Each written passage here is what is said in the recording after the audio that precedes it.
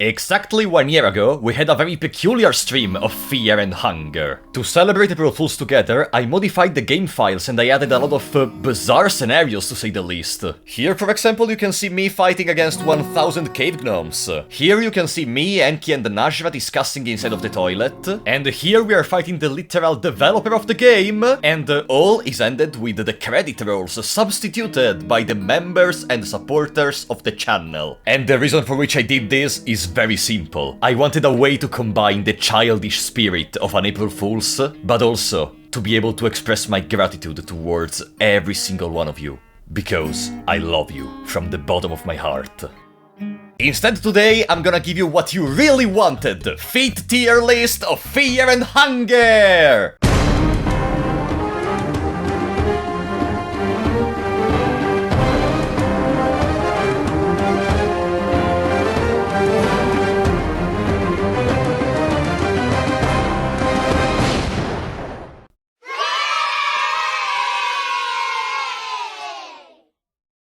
And unfortunately we don't start off with a bang, because the Assassin Spectre has a very big problem. I call it the Darkrai syndrome, taking the name from my favorite Digimon. It's one of those cases where the character would be perfectly fine without legs, but for some reason they have to attach legs to it. It also affects a lot of Shin Megami Tensei demons. Look at Thanatos, for example. That's a very cool design, but then you go down there and C tier! Next up on the line is the Prison Guard, and specifically the Ballista version of the Prison Guard. And while on the first glance there aren't really any particular details, and so this would be a very low tier, I have to remind you that in the very old versions the Ballista Guard has some very nice boots. But the developer decided to remove them during a balance patch because they distracted people too much during the battle, so they were removed because of fashion concerns. But I will consider them B tier! Next up is Najra. D tier. Now, I want you to take a closer look at the scarabs. They add a very important layer, the layer of mystery. You always have the question, which one of these are feet? Which one are arms? Are they even considerable arms and feet for scarabs? At a first glance, one may clearly seem a hand to you, but what about the one in the darkness? What about the others?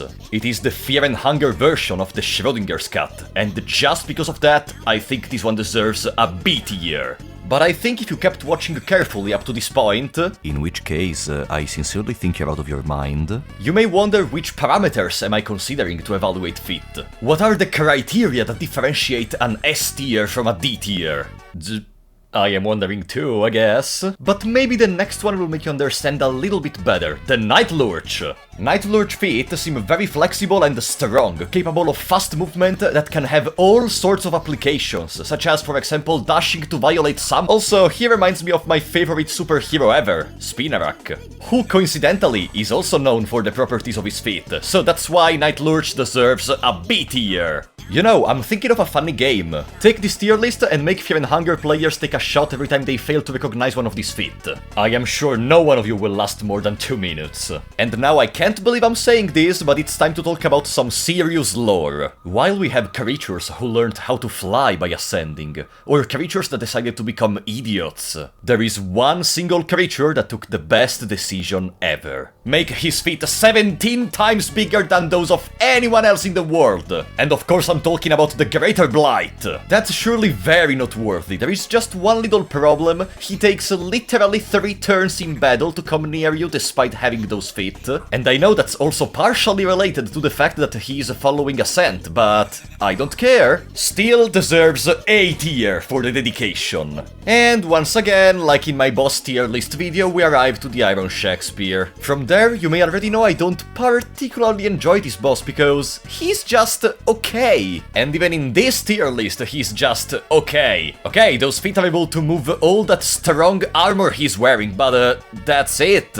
No, wait, that's it nothing. He's also one of the slowest enemies of the dungeon. C tier. Next up is Gorogoroth, and Gorogoroth is non-identifiable, as you can only see the upper part of the body, clearly taking inspiration from the best character in Naruto, Freezer. This is a completely different approach from normal, as in the darkness there may be the ultimate boss battle just waiting for someone to discover it. But as of now, they are not present, so unfortunately I am so sorry Gorogoroth, you deserve a D tier. That can turn into an S tier in the future. Girls' feet of course won't be considered in this video for obvious reasons, and anyone who opened this video and even for a second thought I was gonna insert her will find FBI at their doors. Enki, on the other hand, is the demonstration that the packaging is as important as the product. After all, we have stuff like this. And I gotta be honest, those socks are sick as hell. But unfortunately, he gets a penalty. Because, judging from the visible spine in his back sprite,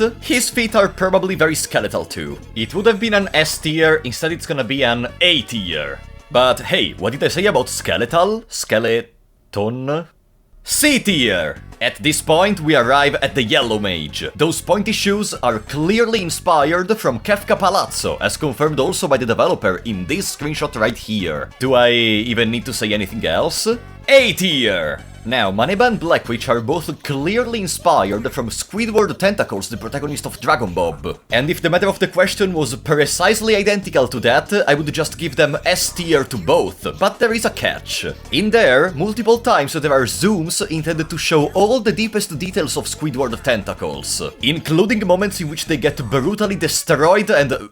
is SpongeBob like Fear and Hunger? But the point is that here, instead, they are just vaguely addressed, they don't even have any lore, you can't even ask about them in the Hall of the Gods, that's why they're gonna get C tier. You may say I'm being a little bit too harsh on these judgments, that's why now we're gonna discuss for a second the Harvestman, on which I have a very special appreciation. He is one of the only creatures in the first game to have 3 legs, and so automatically 3 feet.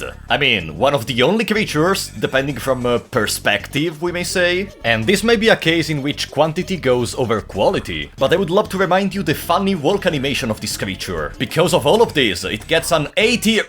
Wait a second. All these soulless creatures were created by Valtail, and he also used them for his own pleasure sometimes.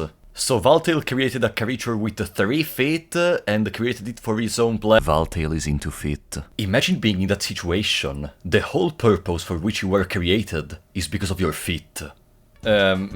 S tier. But here is where my praise for the first game stops. The developer is clearly scared of feet. You don't believe me? Look, this is the human Hydra, a creature supposed to be an amalgamation of multiple human beings, but casually in its design there is not a... Loading? Hello? Are you joking? As I was saying, but casually in its design there is not a single foot shown. When presented with these allegations, the developer kindly responded saying, "Eat shit, your stupid feet lovers." And I mean, I can partially agree with this, but still this does not remove truth from the statement. Termina shows how much he dislikes feet. Look, Cocoon has 3 arms, not 3 feet anymore, in a parallel way to the Harvestman. And in general, even by looking at the bell end or at the neighbor, you can clearly see how many details are present on hands rather than feet. And don't forget, the Darkrai syndrome is still much present with the Heartless one, which was one step far from being incredible. But hey, at least Termina gave us some incredible design choices. I was saying, Termina gave us some incredible design choices, such as Moonscorched Caligula. S tier! Alright, that's basically it, I guess. Wait, Frapollo, you forgot to include that enemy. Listen, if I didn't include someone, it's either because I don't care or because it's just an F tier, okay? So, if you liked the video, be sure to leave a like... Wait, how can you like this video? This is maybe the worst video of my channel.